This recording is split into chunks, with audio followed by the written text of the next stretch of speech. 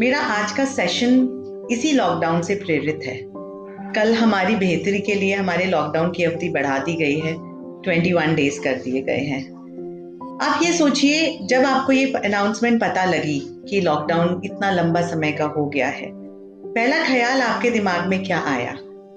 क्या वो आपके फिनेंसेस का डर था? I think managing our finances in this crisis is the biggest concern. This is the biggest fear, losing our savings. Lot of people has gone on their savings. So how to manage those savings? And ethically हर कोई अपनी savings पे है, हर कोई अपने finances loose कर रहा है, लेकिन वास्तु के हिसाब से हमारे घर में ऐसी क्या प्रॉब्लम है जो उन एक्सपेंसेस को ज्यादा बढ़ा देती हैं, या वास्तु के हिसाब से हम कैसे वो चीजें प्रिवेंट कर सकते हैं जो हमारे अननेसेसरी एक्सपेंसेस को खत्म कर सकती हैं। आप में से कुछ लोग सोच रहे होंगे कि अननेसेसरी एक्सपेंस का, ये तो बेहतर हो गया, हमारी कम्यूटिंग का सारा पैसा एक्सपेंसेस जो है वो बच गए। पेट्रोल डीजल में इतने पैसे लगते थे, अब नहीं लगते हैं।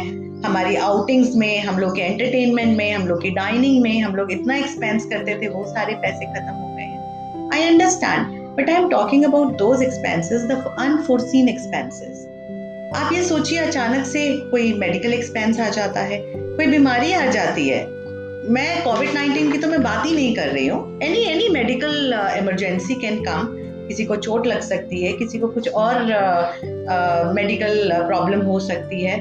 उस केस में हो सकता है हमारे किसी मेजर गैजेट में कोई बड़ी प्रॉब्लम आ जाए, मोबाइल टूट गया, कोई मेजर हमारा गैजेट हमारा खराब हो गया। ये भी तो सारे अनफोर्सीन एक्सपेंसेस हैं। हो सकता है कि आप सैलरीड पर्सन है, आपकी सैलरी आपको कंपनी दे रही है and you are on a paid leave, but थोड़े टाइम बाद अगर आपको पता लगा कि yes my dear friend, please listen, it can happen and vastu actually the wrong vastu will let it happen. कैसा बहुत बार होता है, लोगों को लगता है कि मेरी तो सैलरी आ जाएगी या मेरे तो पैसे आने हैं, they are just about to come and may be you will not receive it. Then in that case what will you do? So मैं आज आपको वास्तु के बेसिस पे कुछ ऐसी टिप्स देना चाहूंगी जिससे कि आप अपने अननेसेसरी एक्सपेंसेस से बच सकते हैं। देखिए, सबसे पहले जो वास्तु का मूल मंत्र होता है वो होता है डीक्लटरिंग। हम सबके पास आजकल बहुत समय है, हर कोई अपनी घर की सफाई में लगा हुआ है। एक घर की सफाई होती है, हमने झाड़ू पोछा करवाया, जाले साफ करवाए, सफाई हो गई। But no, we are talking about decluttering. परिग्रह जो होता है वो एक मानव का बड़ा बेसिक कैरेक्टर होता है। जो चीज आपके काम की नहीं है, एटलीस्ट आपको ऐसे स्टोर करें कि वो आपको दिखे ना। अदरवाइज ये जो क्लटर एनर्जीज होती हैं, ये इतना ज्यादा ब्लॉकेजेस क्रिएट कर देती हैं आपकी लाइफ में कि ग्रेजुअली आपको समझ में ही नहीं आएगा कि मुझे घर में प्रॉब्लम क्यों हो रही है। But yes, you will face a lot of negativity in your house. So decluttering, and specifically in from north to east zone, ये जो नॉर्थ, नॉर्थ ईस्ट, ईस्ट, ये जो 3 कॉर्नर्स होते हैं ना, ये वास्तु के बहुत ही सेंसिटिव कॉर्नर्स माने जाते हैं। सो अगर आप डीक्लटरिंग कर रहे हैं तो स्पेसिफिकली आप इन 3 कॉर्नर्स को जरूर चेक करिए कि इसमें किसी प्रकार का आपने बहुत अननेसेसरी हैवीनेस तो नहीं क्रिएट कर रखी है। अगर कर रखी है तो इसको बिल्कुल आज ही इसकी सफाई करिए और फिर इसका फर्क देखिए। दूसरी चीज होती है हमारा main door. Now here we are only talking about the main door irrespective of the direction. इसमें मैं कोई डायरेक्शन की बात नहीं कर रही हूँ। हमारा जो मेन डोर होता है वो एबेंडेंस क्रिएट करता है। सो मेन डोर पे किसी भी प्रकार के shoes, we are not talking about the close shoe rack, we are talking about the open shoes. किसी भी प्रकार के जूते चप्पलों का फैला होना, डस्टबिन्स का होना, ये सारी चीजें नेगेटिविटी क्रिएट करता है। तो आप ये सारी चीजें वहां से हटाइए। तीसरी चीज होती है कि हमारे डोर्स एंड विंडोज, अगर हमारे नॉर्थ और ईस्ट में स्पेसिफिकली आपके पास ग्लास डोर्स हैं, ग्लास विंडोज हैं, तो आप उनको एकदम बहुत ही अच्छे सफाई से रखिए और फिर आप उसका फर्क देखिए। अब एक और बहुत ही इंपॉर्टेंट चीज आती है कि आप अपनी जो सेविंग्स हैं, आप अपने जो पैसे हैं, वो आप कहाँ पर रखते हैं। आपको जो अपने पैसे हैं, जो भी आप नॉर्मल लाइफ में भी अपने पैसे रखते हैं, उसकी एक ही डायरेक्शन होती है, वो होती है साउथ वेस्ट। साउथ और वेस्ट के बीच का जो कोना होता है उसको साउथ वेस्ट कहते हैं। दूसरी डायरेक्शन हमारे पास नॉर्थ ईस्ट भी आती है, but south west is always preferred over north east.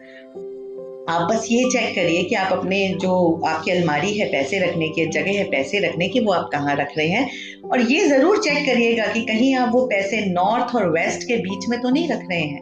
North और वेस्ट के जो बीच की जगह होती है उसको वायु कोण कहते हैं।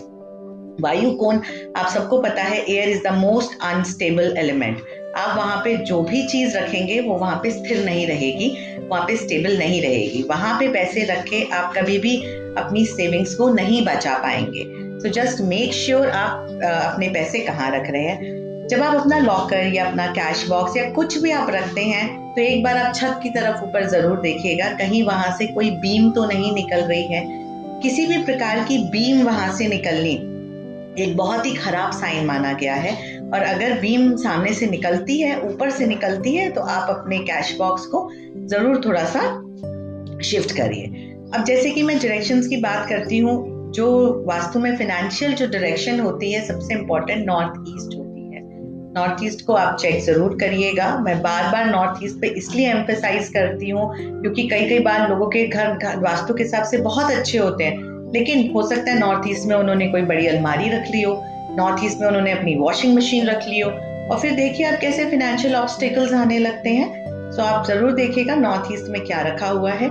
नॉर्थ में अगर आप कोई भी ग्रीन कलर का कुछ भी एलिमेंट रखते हैं, कोई फ्लावर बेस रख दीजिए, कुछ नहीं समझ में आता तो कोई कपड़े रख दीजिए। If you introduce a little green colour in the north east, that is going to benefit you more. एक और चीज है, मैंने लास्ट सेशन में भी ये बताया था कि नॉर्थ ईस्ट में अगर आप कुछ ना कुछ पानी का स्रोत रखते हैं, वाटर फाउंट रखते हैं, बहुत अच्छी बात है। नहीं रख सकते हैं तो कुछ पानी की बॉटल ग्लासेस के साथ रखिए, उस पानी को पीजिए और फिर आप उस पानी को रिफिल करिए। So this flow of water is very very important in north and north east now. और अंत में मैं आपको बस यही बोलना चाहूंगी कि डी क्लटरिंग जरूर करिएगा, स्पेसिफिकली जो डायरेक्शंस मैंने आपको बताई हैं उन डायरेक्शंस की।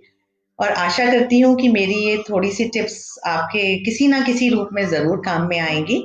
मैं दोबारा कोशिश करूंगी कि आपके लिए ऐसी ही यूजफुल टिप्स लाऊं, and I will see you soon with some new and helpful tips. Thank you. नमस्कार। जय हिंद।